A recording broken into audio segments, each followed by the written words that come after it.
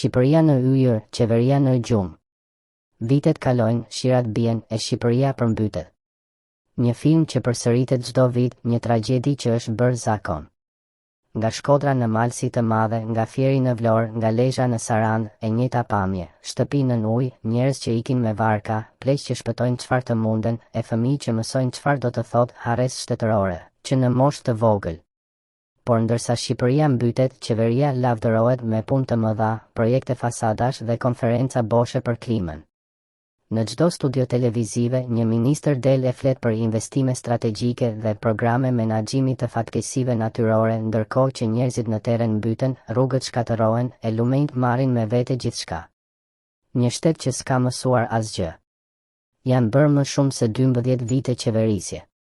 12 vite ku çdo përmbytje ka ardhur me të njëjtat pasoja dhe të njëjtën mungesë përgjegjësie. Qeveria Rama nuk ka ndërtuar asnjë sistem të qëndrueshëm kullimi, asnjë mbrojtje serioze nga prurjet e lumenjve, asnjë plan emergjence që funksionon në praktikë. Në vend të planeve reale, kemi propagandë, tabela projektesh që nuk mbarojnë kurrë, dhe një administratë që shkon në terren vetëm për fotografi dhe deklarata. Në Shkodër, njerëzit janë lodhur të dëgjojnë jemi në ndihmë të komunitetit. Në Vlorë, fermerët kanë humbur gjithçka për të katërtën herë brenda 5 vitesh. Në Fushë Kruj, rrugët kthehen në lumenj, ndërsa pushteti lokal zhduket me arsye teknike.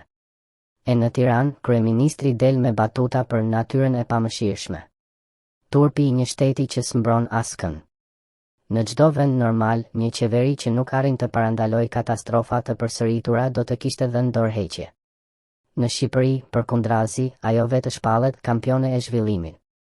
Kjo është ironia më e hidhur e një populli që duron gjithçka.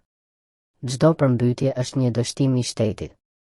Një dëshmi e mungesës së planifikimit urban, e vjedhjes së fondeve publike, e paaftësisë totale për të mbrojtur jetën dhe pronën e qytetarëve. Çdo litër ujë që mbulon tokën shqiptare është ujë që rrjedh nga duart e qeveritarëve që nuk mbajnë përgjegjësi. Deri kur do të heshtni? Kjo nuk është më një pyetje për meteorologët, por për qytetarët.